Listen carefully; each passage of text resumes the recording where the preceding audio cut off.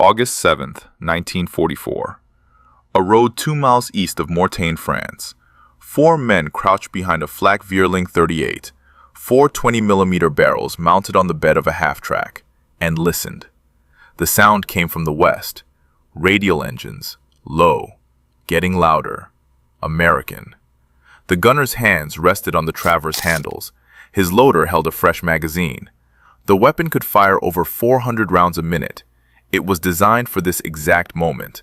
A low-flying fighter, closing fast, 3 seconds to engage before it was past you or on top of you. He did not fire. Nobody on that road moved.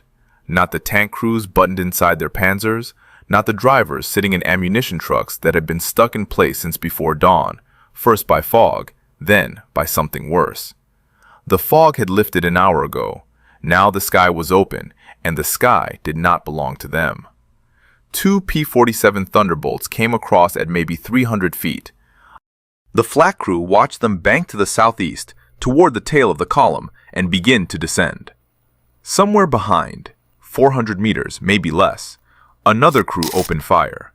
The tracers rose in a bright stream, an orange line pointing straight back down at the men who sent it. The lead Thunderbolt pulled up, rolled over, and came back. Not at the column, at the gun.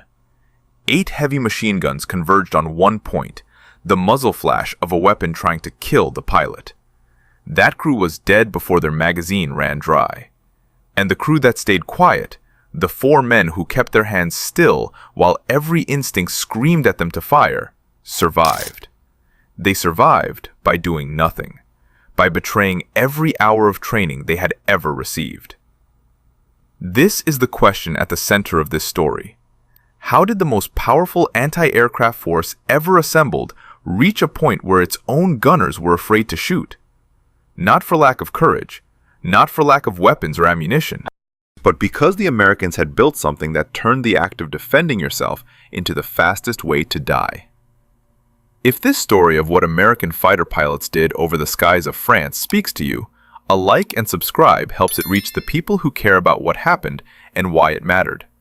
To understand how the German Flak arm reached that point, you need to go back 6 months, because in January of 1944, those same gunners had every reason to believe they were winning. Here is a number worth holding on to. By late 1943, German Flak, not Luftwaffe fighters, accounted for more than half of all American aircraft shot down over Europe, over 5,000 planes. The Flak-Waffe employed more than 1 million personnel.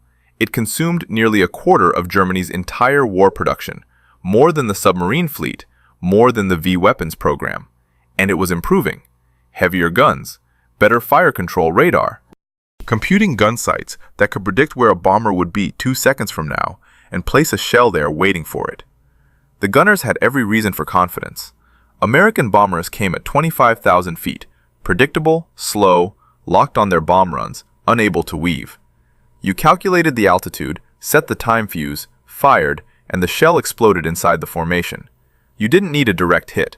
The shrapnel tore through aluminum skin, sliced hydraulic lines, shredded men. It was mathematics. It was industrial killing. And it was working. In 1943, American bomber crews were told to fly 25 missions and they could go home. Most never made it past their 5th.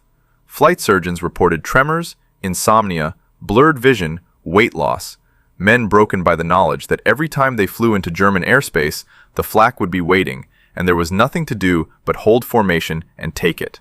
Targets like Bremen earned the name Flak City. The Ruhr Valley was called Happy Valley. The names were dark jokes, and the men who coined them were dying faster than the 8th Air Force could replace them.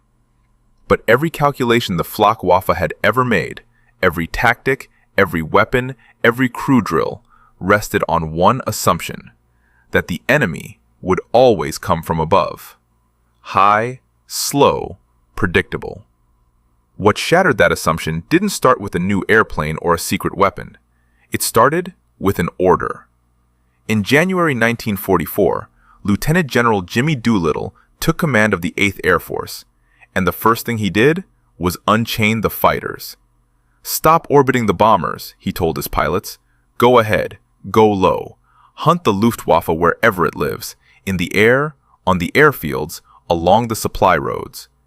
It was a reversal of everything the 8th had practiced for a year. Fighters existed to protect bombers. That was doctrine. Doolittle broke the doctrine in half. The bombers would draw the Luftwaffe up. The fighters would destroy it. And once those fighters dropped below 10,000 feet, they found something the Flak manuals had never accounted for. A ground war, full of targets that couldn't shoot back the way a bomber formation could. The P-47 Thunderbolts and P-51 Mustangs that had spent 1943 tethered to heavy bomber formations at 5 miles altitude were suddenly free. They came down to the treetops. They went looking for anything that moved. And the machine that turned out to be best built for this new kind of war, the one that could absorb damage no other fighter survived, was a 7-ton single-engine Republic P-47 Thunderbolt. The German flak arm had spent 4 years learning to kill bombers overhead. It had never prepared for what was now coming straight at it, at 300 miles an hour, 50 feet off the ground. Because the Americans didn't just send their fighters low. They built a system, tested, refined, drilled into every squadron in the 9th Air Force, specifically designed to find hidden flak positions and destroy them. And the instrument they used to locate those positions was the flak crew's own gun. How that system worked, and why it forced every German gunner in France into a choice where both options ended the same way, that is where this story goes next. Think about what the spring of 1944 looked like from 50 feet above a French road. You are a P-47 pilot in the 9th Air Force, maybe the 362nd Fighter Group, maybe the 404th. One of the groups that had spent the winter in England training for a war that looked nothing like bomber escort. You are on what headquarters calls armed reconnaissance. 4 Thunderbolts in a loose Finger 4, cruising at 250 miles an hour, hedge-hopping across the Norman countryside south of Cherbourg. Your briefing this morning was 3 sentences. Find targets of opportunity, destroy them, come home. No coordinates, no assigned target. You go where the roads go, and you hunt. Your aircraft weighs 7 tons loaded. It carries 8 50 caliber machine guns in its wings, and today it has 2 500-pound bombs slung under the belly. You have enough ammunition for roughly 15 seconds of continuous fire. That sounds like nothing. It is more than enough. Then you see it. Half a dozen trucks on a sunken road between hedgerows, 2 kilometers ahead, moving east. Your flight leader rocks his wings and calls the brake. First element peels left. Second element goes right. And the first element does not go for the trucks. Pay attention to this. It is the detail that changes everything. The first element attacks the flak. Not after the bombs are away. Not as an afterthought. First. Before the trucks, before the road, before anything else. Because by the spring of 1944, every fighter-bomber pilot in the 9th Air Force had learned one lesson in blood. Any German column worth attacking had guns somewhere in it. A 20mm on a half-track, a 37mm on a trailer, sometimes nothing more than a machine gun on a truck bed. And if you went after the convoy without killing those guns first, the guns would kill you while your eyes were on the ground. That was the system. Suppress the flak, then destroy the target. It sounds obvious now, but it was a fundamental change in how the air war worked. Heavy bomber formations didn't suppress flak. They flew through it and took the losses. Fighter bombers couldn't afford that. They were down low, inside the lethal envelope of every gun in the area. So they solved the problem the only way it could be solved at 50 feet. They killed the gunners first. Now think about what that looked like from the other end. You are a 20mm flak gunner attached to a supply column in Normandy. You are standing behind a Flak 38 on an open pedestal mount. No roof above you, no armor plate between your body and the sky. The gun and its carriage weigh over 1,000 pounds. You cannot drag it into a ditch. You cannot carry it behind a wall. You can either stand behind it and fire, or you can leave it and run. And if you run, you are a soldier who has abandoned his weapon in combat. 2 fighters are diving straight at you, not at the trucks, at you. They have seen your gun, or guessed where it must be, and they are coming at 300 miles an hour. You have perhaps 4 seconds from the moment you see them clearly to the moment they open fire. In those 4 seconds, You have to acquire the target, lead it, the fighter is crossing your field of vision at 400 feet per second, and fire accurately enough to hit an aircraft that was built to take your punishment and keep flying. The P-47's engine is a Pratt & Whitney radial, 2,000 pounds of steel and aluminum sitting directly in front of the pilot like a wall. Cylinders could be shot away and the engine kept turning. Oil lines could be severed and the pilot still had minutes of power. Thunderbolts came home with holes large enough to put a fist through, with cowling panels ripped off, with control cables half cut. The machine was designed to absorb exactly what you were throwing at it. And if your rounds hit and the Thunderbolt keeps coming, which it will more often than not, the pilot has you now. Your tracers drew a line from your gun to the sky, bright, unmistakable, a roadmap pointing straight back at you. And in the time it takes to traverse your gun and fire a second burst, 8 machine guns are converging on the patch of ground where you are standing. Over 100 rounds per second, each one half an inch in diameter. Each one crossing the distance between the aircraft and your body faster than your ears can register the sound, hitting a space no larger than the flatbed of the truck you are standing on. Now here is what made an unfair fight into an impossible one. The pilot had a wingman. When the first Thunderbolt pulled up after its pass, the second was already rolling in from a different angle. If you survived the first burst and swung your gun toward the second aircraft, the first was already circling back behind you. 2 planes, alternating passes, each one using the other's run to realign and come back. A 4-man Flak crew against that rotation had a life expectancy that could be measured in seconds. The first 9th Air Force Thunderbolt lost to Flak was Major Frederick Nylander of the 362nd Fighter Group, shot down during a strafing mission over France on March 6, 1944. He was the first. He would be nowhere near the last. Over the next 14 months, ground fire would claim more P-47s than every other cause combined.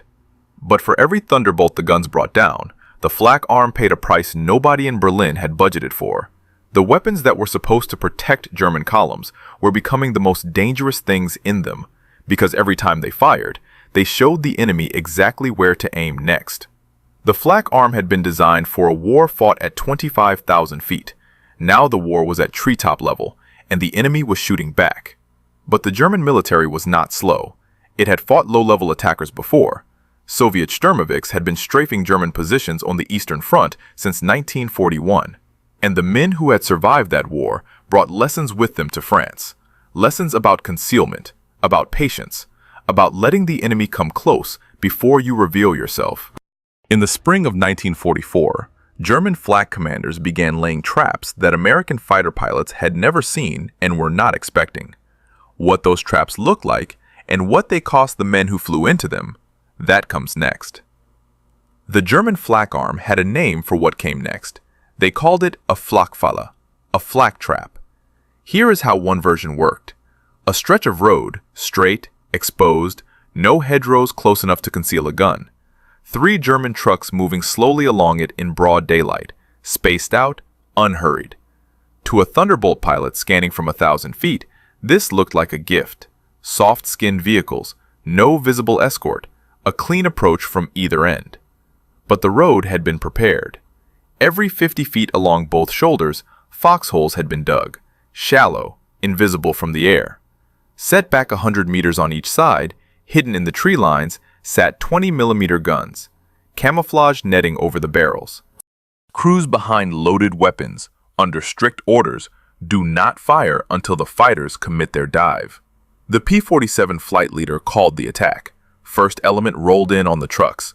The moment the Thunderbolts dropped below 500 feet, committed, nose down, too low to pull out cleanly, the truck drivers threw themselves into the foxholes.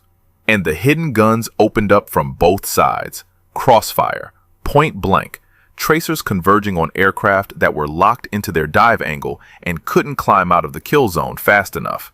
This was not improvisation. It was doctrine. By early 1944, the German army had published field guidance on trapping fighter bombers. Change positions frequently. Move only at night. After setting up in a new location, enforce a mandatory 2-hour fire silence. Let the first wave of enemy aircraft pass over and report the area as clear. then open fire on the second wave that comes in confident. Use dummy guns, wooden barrels on fake carriages, positioned where reconnaissance aircraft could photograph them, drawing the first attack while the real weapons waited in positions the enemy hadn't mapped. And there was another trick, one that became standard on every rail line in France.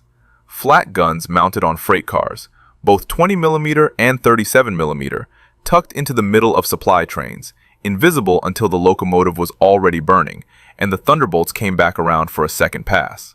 Colonel Leo Moon of the 404th Fighter Group found out the hard way on a strafing run in the Ardennes. He saw smoke rising from the middle of a train, assumed it was from the locomotive, rolled in, and realized too late it was muzzle flash. A Flak car, hammering at him from 100 yards. The hits on his P-47 sounded, he said later, like hail on a tin roof. The traps cost American pilots. They cost them badly. P-47s that flew into prepared ambushes and never pulled out. Flights that lost a man on what should have been a routine armed reconnaissance. But the traps had a ceiling that the German flak arm could not raise. They worked once on a given road, maybe twice, before returning pilots reported the setup. Photo reconnaissance spotted the foxholes, the suspiciously exposed vehicles, the two perfect targets sitting in the open. Squadron intelligence adapted. Briefings changed. If it looks easy, it's a trap. And there was a deeper problem, one that the flak commanders could see coming, but could not stop. The traps required something the German military was about to lose: the luxury of choosing where and when to fight, the ability to set the terms. Because on June 6, 1944, the terms were set for them. When the Allies hit the beaches at Normandy, the Luftwaffe stripped its homeland air defenses and sent everything it could to the front. 140 heavy flak batteries, 50 light batteries, pulled from the cities of the Reich, from Hamburg, Cologne, Essen, the industrial heartland, so that those guns could protect German ground forces in the hedgerows of France. General Wolfgang Pickert's 3rd Flak Corps arrived in the invasion zone with 27 heavy batteries, 26 light batteries, and 12,000 men. Their mission was straightforward: provide anti-aircraft cover for the German army against the overwhelming Allied air presence over the beachhead. But that mission rested on an assumption, the same kind of assumption that had already failed the flak arm once. The anti-aircraft umbrella was designed to work as part of a system. Flak forces the enemy aircraft to break their attack runs. Luftwaffe fighters exploit the disruption and shoot them down. The guns and the fighters are two halves of one defense. Without the fighters, the guns can slow the enemy. They cannot stop him. On June 6th, the Allies flew 14,674 sorties over Normandy. The Luftwaffe flew 319. Sit with that for a moment. 46-1. The flak crews set up their guns, stacked their ammunition, sighted their barrels at the sky, and saw nothing above them but the enemy. Horizon to horizon. American Thunderbolts, British Typhoons, Spitfires, Mustangs, wave after wave, from dawn until dark, and not a single German fighter between the guns and the aircraft trying to kill them.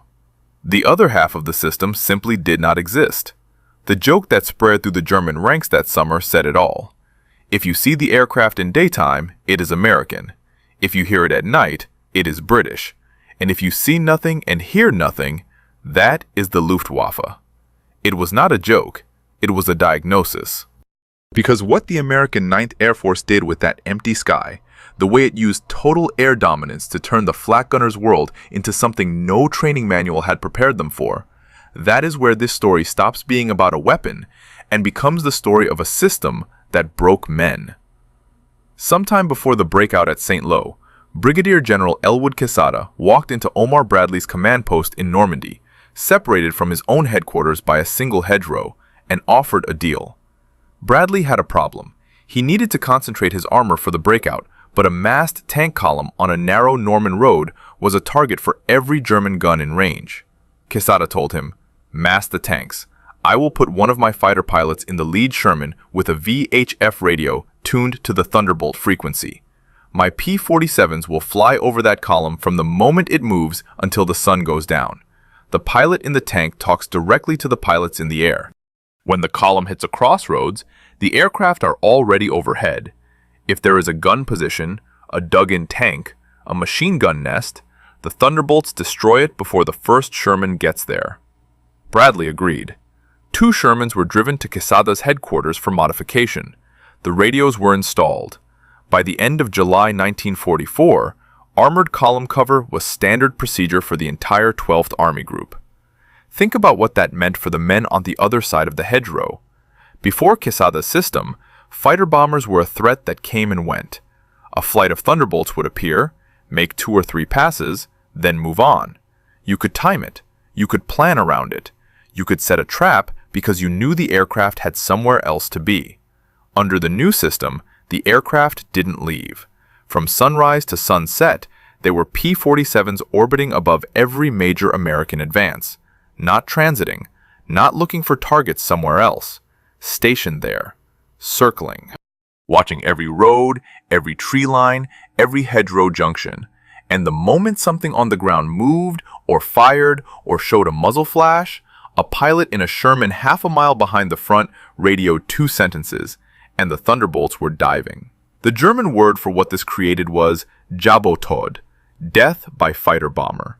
It entered the vocabulary of every German soldier in Normandy that summer because it was happening every day to everyone, everywhere. In the first 14 days of fighting after D-Day, 5 German generals were killed. Falley on June 6th, Marx on the 12th, Witt on the 14th, Helmich on the 17th, Stegmann on the 18th. 3 of them were stitched by 20mm cannon shells from the air, not in combat, but on roads, moving between positions, strafed in their staff cars before they could reach a hedgerow. Field Marshal Rommel himself, the commander of Army Group B, said it plainly in his dispatches. The enemy's air superiority has a grave effect on our movements. There is simply no answer to it. On July 17th, a flight of Allied fighters caught his staff car on a road near Sainte-Foy-de-Montgomery. His driver was killed. Rommel was thrown from the vehicle with a fractured skull. The man in charge of stopping the invasion was taken out of the war by the same force that was killing his soldiers: an aircraft, a road, and no place to hide. If generals in armored cars were dying, consider what was happening to the men standing upright behind open-mounted flak guns. This is where the question in the title of this story finds its sharpest edge, not as theory, as arithmetic. You are a light flak gunner protecting a supply column in the bocage. Thunderbolts appear overhead. You have 2 choices. Choice 1. Fire. Your tracers climb into the sky, and every American pilot within 2 miles sees them. The Thunderbolts, which are specifically hunting for you, which have been trained to kill flak before touching the column, roll in on your position. Your gun has no armor. Your crew has no cover. You are dead in seconds. Choice 2. Stay silent. The Thunderbolts, meeting no resistance, descend to 300 feet and strafe the column at leisure. Trucks burn. Ammunition cooks off.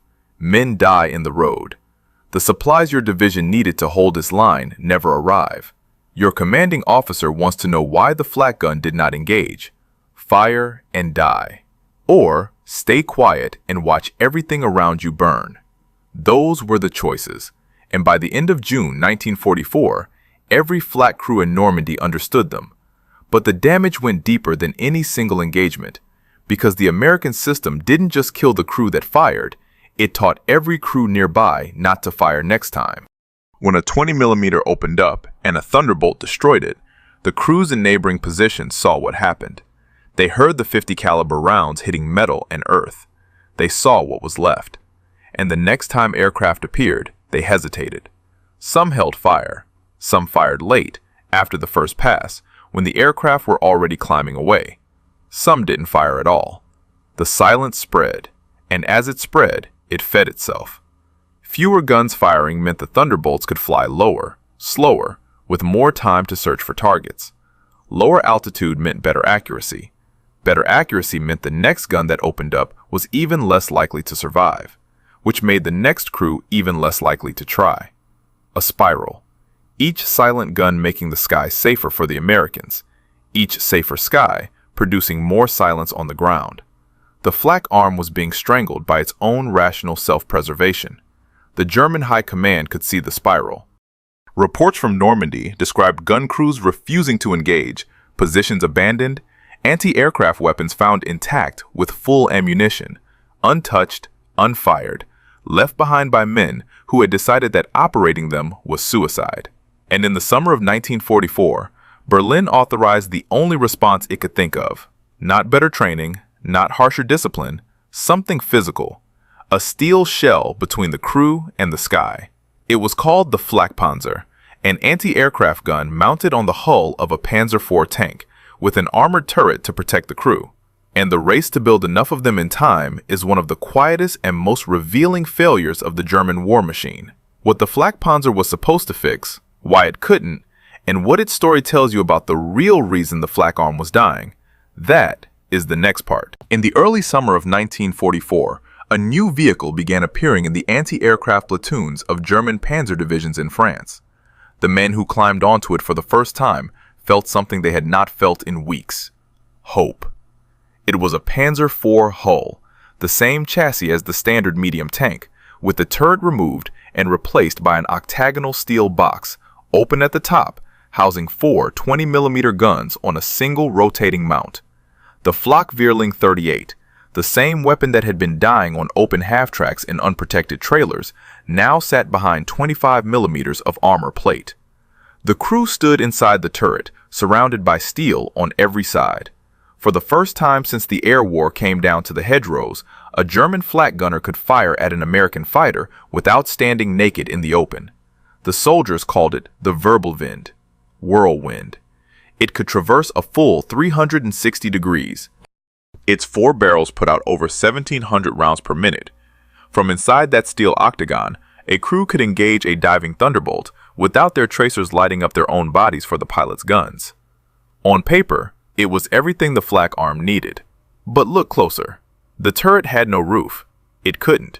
The 4 guns produced so much smoke that a closed turret would have blinded and choked the crew within seconds of firing.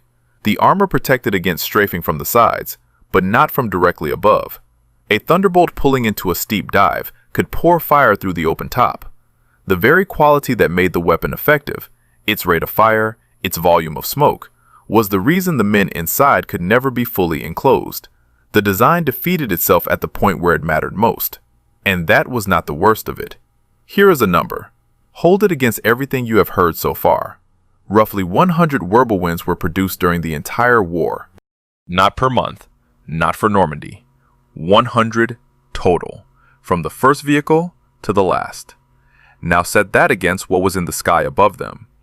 Republic Aviation built 15,686 P-47 Thunderbolts.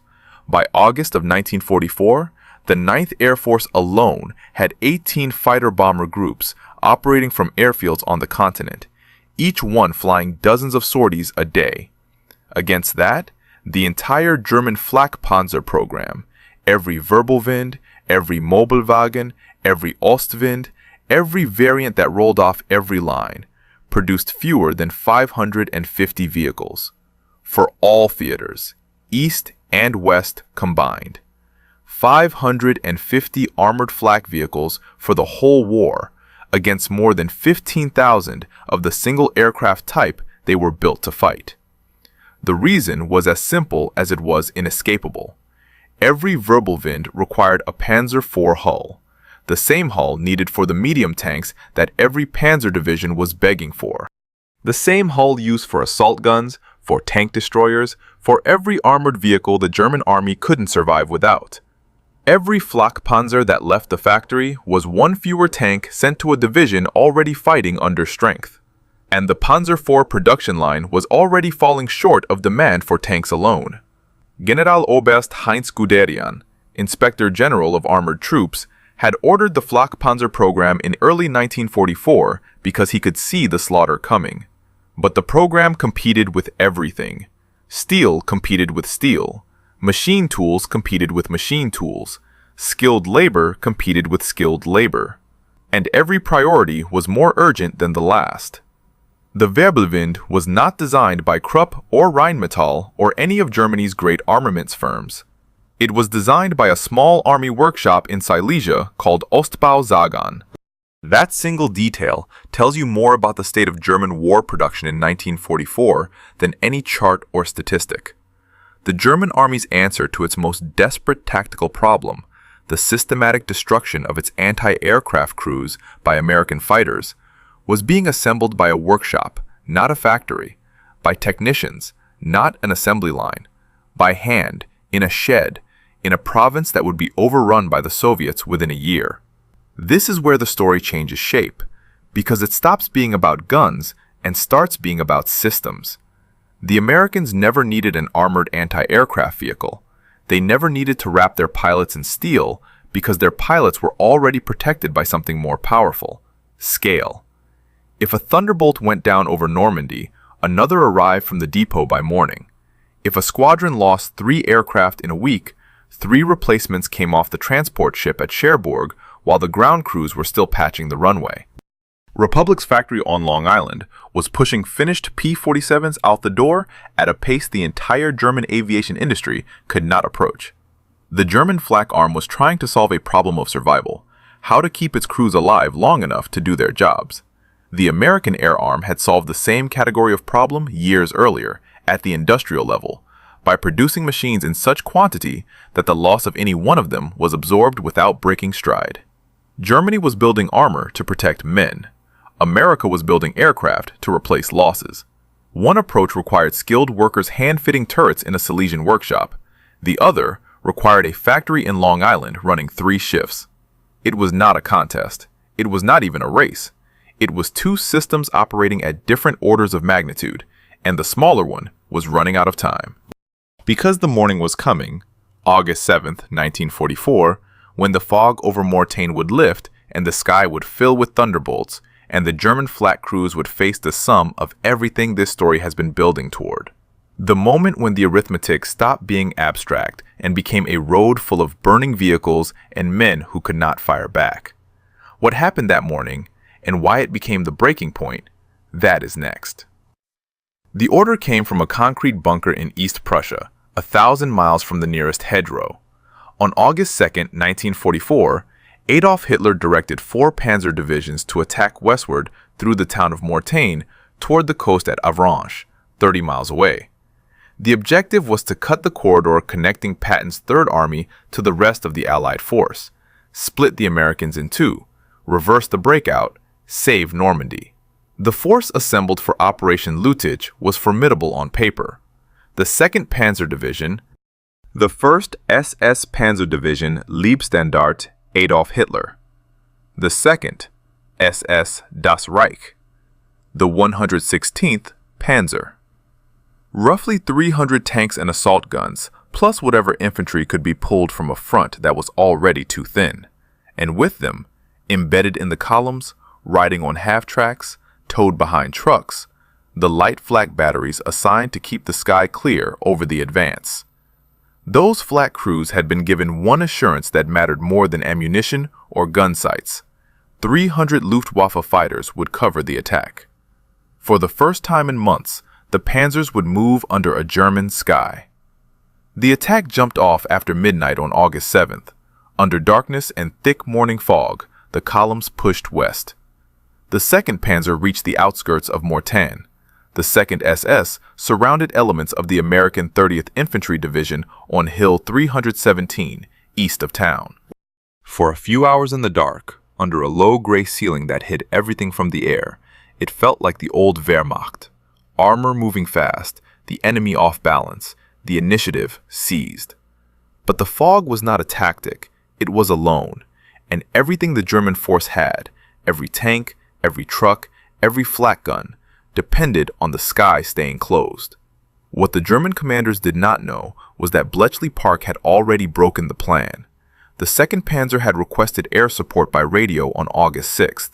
The message was decoded within hours. By 4 in the morning on the 7th, Bradley knew the attack was coming, knew its direction, and had alerted Quesada's 9 Tactical Air Command. Every P-47 group within range was on standby. Pilots sat in cockpits, engines warm, waiting for a single word from the weather officer. The ceiling lifted shortly before noon. What happened next was not a battle. It was an unveiling. The fog pulled apart over the Mortagne corridor, and the German columns were suddenly visible.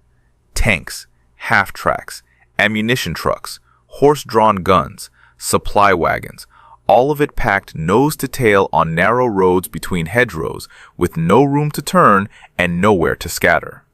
And above them, in the sky they had been promised would belong to the Luftwaffe, there was nothing German.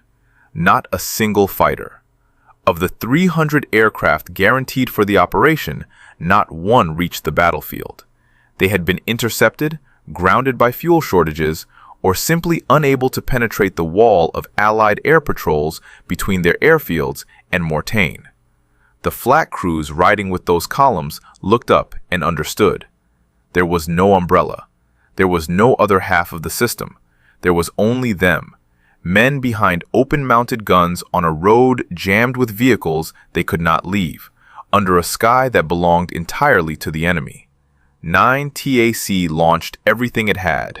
Thunderbolts that had been circling their airfields all morning came in waves, not single flights, but entire groups, squadron after squadron, stacking up over the corridor and rolling in one formation behind another. The P-47s hit the columns with 500-pound bombs first, then came back with rockets, then came back again with guns. RAF Typhoons joined from the north with 60-pound warheads that could crack a Panzer's engine deck. The aircraft didn't stop coming. There were so many that flights orbited at altitude waiting their turn to attack. On those roads, the Flak crews faced the final and most absolute version of the choice this entire story has been building toward. Some of them fired. The tracers went up. The Thunderbolts found them. They died behind their guns, exactly as every crew in Normandy knew they would. Some of them did not fire. They watched the column disintegrate around them, trucks erupting, ammunition cooking off in white flashes, men running into hedgerows, horses screaming in harness, and they did not pull the trigger because they had learned that pulling the trigger was the fastest way to join the dead. Some fired for a burst or two, just enough to spoil a single diving pass, and then threw themselves off the half-track into a ditch before the wingmen rolled in. A compromise between duty and survival that lasted exactly as long as the second aircraft took to line up. And some simply left, walked away from loaded guns with full magazines and working mechanisms, abandoned the weapons they had been trained on, assigned to, ordered to operate, not because they were cowards, because they had done the arithmetic that this entire story has been building toward, and the arithmetic said that standing behind that gun was not combat. It was execution. By nightfall on August 7th, Operation Lüttich was dead. Hitler's last counterattack in Normandy, 4 panzer divisions, 300 tanks, the final gamble to reverse the invasion, had been stopped by a thin American infantry line on a hilltop and an air force that owned every inch of sky above the battlefield. The 2nd Panzer's advance was wrecked. The 116th barely moved. Its commander was later sacked for timidity, but what the reports called timidity was closer to clear sight. He had looked up. He knew what was there. But Mortagne was not the worst of it. What came after Mortagne, the retreat, the closing trap, the roads that led east into a pocket from which there was no escape, would do to the German Flak arm what the Mortagne corridor had only previewed. What happened inside the Falaise pocket, and what it cost the men who had once believed they could hold the sky, that is the next part. After Mortagne, the German army in Normandy had one direction left, east. And east was a closing trap.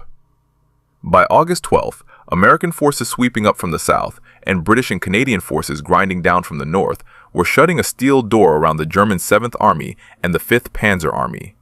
The only escape was a gap, 20 miles wide at first, shrinking by the hour, between the towns of Falaise and Chambois. Every surviving German unit in western Normandy was funneling toward that gap on a handful of roads. Open roads. Roads that ran through flat country and shallow valleys with no tree cover and no way off. Roads that could be seen from the sky for miles in every direction. What happened on those roads in the 3rd week of August 1944 was the most concentrated aerial destruction of the war in Europe. The remnants of General Pickett's 3rd Flak Corps were in those columns. The force that had arrived in Normandy in June with 12,000 men and 53 batteries was now a collection of fragments, guns without tractors, tractors without fuel, crews missing half their men.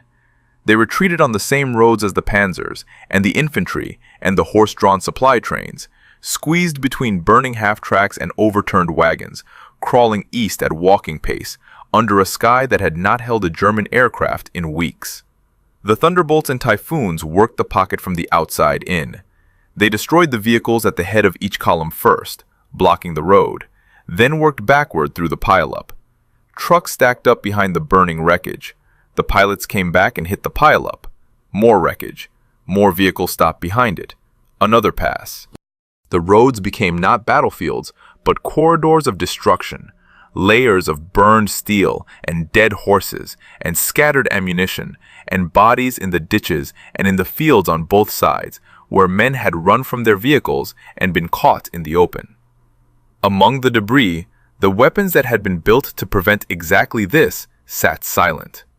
Flak guns on their mounts, some destroyed, barrels split, carriages overturned, but others intact, unfired. Ammunition boxes stacked beside them, magazines loaded, mechanisms clean. The crews had left. Not always in panic. Sometimes they had simply set the gun down, climbed off the vehicle, and walked away. Men who had been told their weapon was the shield of the German army deciding, one by one, that the shield was a coffin. Those who did fire, and some did, even in the pocket, even surrounded, even with no chance, drew the aircraft down on themselves and on everything within 200 meters of their position. A flak gun that opened up in the middle of a jammed column did not just kill its own crew. It brought strafing fire onto the trucks and tanks and men packed around it. By the last days of the pocket, German soldiers on the roads feared their own flak guns as much as the aircraft.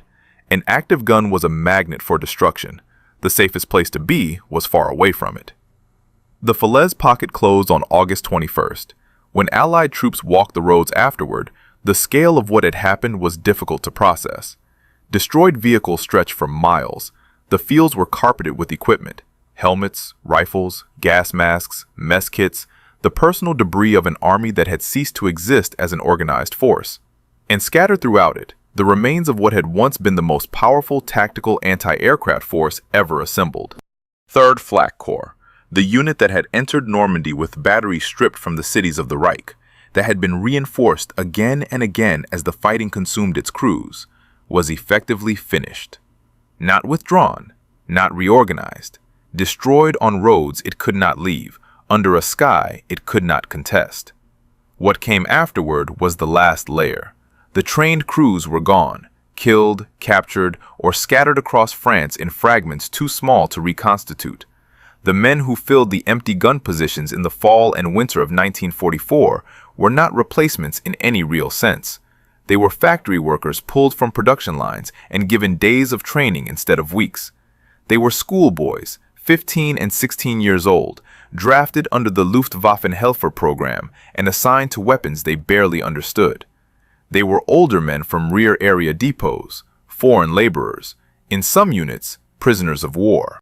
By April of 1945, 44% of all German flak personnel were officially classified as unqualified for combat.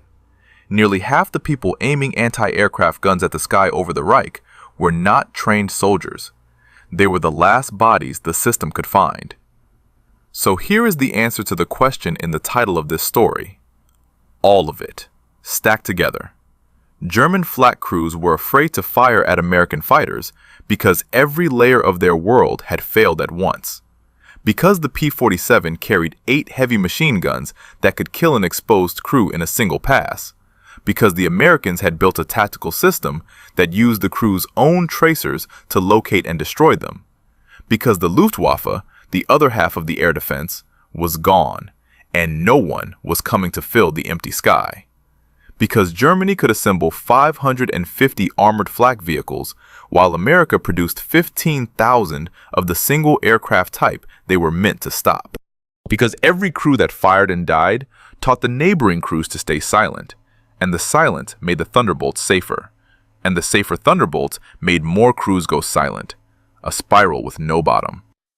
And because by the end, The men behind the guns were not the trained Luftwaffe regulars who had started the war. They were children and old men, and conscripts handed a weapon and pointed at a sky that had already decided the outcome. It was not cowardice. It was the clearest possible reading of an impossible situation by the people closest to it. The recognition that firing the weapon was no longer an act of defense. It was an announcement of your position to an enemy who had the tools, the numbers, and the system to kill you before your magazine was empty. The crew from the opening of this story, the 4 men on the road east of Mortain who watched the thunderbolts pass and kept their hands still. They survived that day. But what came after, and what the final months of the Flak War looked like for the men who lived through it, is the last thing this story has to tell. August 7th, 1944. A road 2 miles east of Mortain. 4 men behind a Flak 38, 2 thunderbolts overhead, hands on the traverse handles, a loader holding a full magazine, a weapon built to fire 400 rounds a minute at exactly this kind of target. Silence. You understand now what they understood then, that the tracers would draw a bright line from their gun to the sky, that the pilot would see it before the first rounds reached his altitude, that the wingman was already positioned for the second pass, that 8 50 caliber machine guns would converge on the open mount, on the magazines, the crew, the bodies of 4 men standing upright with nothing between them and the man trying to kill them except air. They knew that no German fighter was in that sky, that the 300 aircraft promised for Mortain had never arrived, that the half of the system they had trained to depend on, the Luftwaffe overhead, the fighters buying time for the gunners, had been empty for months and would stay empty for the rest of the war. They were one half of a defense that no longer had a second half, and one half was not enough. So they kept still, and they lived through August 7th. What came afterward, this story can only sketch. The retreat from Mortain led east, into the narrowing throat of the Falaise pocket, where every surviving German unit in western Normandy was compressed onto a few roads under a sky filled with Allied aircraft. Whether those 4 men made it through the gap before it closed on August 21st, whether they were captured in the pocket, whether they were among the thousands who abandoned their vehicles and walked east through the French countryside with no orders and no unit, there is no way to know. They left no names, they filed no report. They were 4 men among tens of thousands who made the same silent calculation that summer, and the record holds none of them. But the world they returned to, if they returned, was no longer recognizable. By the autumn of 1944, the flak arm that had once been the pride of the Luftwaffe was hollowed out. The trained gunners, the men who had served over Stalingrad, over the Ruhr, over the cities of the Reich, were gone. Dead in Normandy, captured in the pocket, scattered across France in groups too small to reform. The gun positions they left behind were filled by replacements who were not replacements in any real sense. Schoolboys of 15 and 16, conscripted under the Luftwaffe Helfer program, assigned to batteries they had trained on for days instead of months. Factory workers handed a firing manual and a steel helmet. Old men from supply depots, foreign laborers, prisoners of war placed behind guns and told to fire at aircraft flown by the same nations that had captured them. By April 1945, 44% of all German flak personnel were classified as unqualified for combat. Nearly half the people defending the skies over Berlin in the final weeks were not trained soldiers. They were the last bodies a dying system could find. Some of them fought with a courage that would have honored any army. Some of them died at their guns at 15 years old, in the rubble of cities they had grown up in, firing at aircraft they could not hit for a country that had already ceased to exist. After the war, General Henry Arnold, the commanding general of the United States Army Air Forces, the man who had directed the entire American air campaign from Washington, wrote one sentence about the force that had opposed him on the ground. It is worth hearing last. "We never conquered the German flak artillery." He was right. The numbers say so. Flak killed more American aircraft over Europe than Luftwaffe fighters did. Over 5,000 planes. Tens of thousands of airmen, dead, captured, wounded, burned. 8th Air Force bomber crews suffered casualty rates that rivaled the infantry. Fighter bomber pilots in the 9th Air Force faced ground fire on every mission and died at a rate that no other branch of the American military, except submariners, could match. The Flak arm was never defeated the way the Luftwaffe's fighters were defeated, by attrition, by killing the pilots faster than they could be trained. Flak kept firing until the last day. It kept killing until the final hour. But it was broken. Not from outside, from inside. Broken by an air superiority so total that the act of resistance became the act of self-destruction. Broken by an industrial disparity so vast that 500 armored flak vehicles faced 15,000 of the aircraft they were built to stop. Broken by the silence that spread from crew to crew, rational, earned, unstoppable, as men who could see the truth with their own eyes chose to live rather than fulfill a duty that had become meaningless. The guns never stopped being dangerous. The men behind them stopped believing that firing them would change anything. The flak crews were afraid to pull the trigger because they understood, before the generals, before Berlin, before anyone with stars on their shoulders, what total air supremacy looked like from the ground. Not a concept, not a statistic, a physical fact. A sky with nothing friendly in it, an enemy with more aircraft than you had ammunition, and a choice between dying at your gun and living in a ditch while the world burned around you. That was not cowardice. That was the war, seen clearly by the men who were closest to it. Thank you for being here through all 8 parts of this story. If it gave you a new understanding of what American fighter pilots built over the skies of France, and what it cost them, I'd be grateful if you'd hit the like button. That one thing does more than anything else to help these stories find the audience that wants them. Subscribe if you haven't, and ring the bell so you're here when the next one drops. I'd love to know where you're watching from today. Leave your country in the comments. And if someone in your family served in the Second World War, a parent, a grandparent, an uncle who never talked about it, tell us about them down below. This is a place where those stories belong.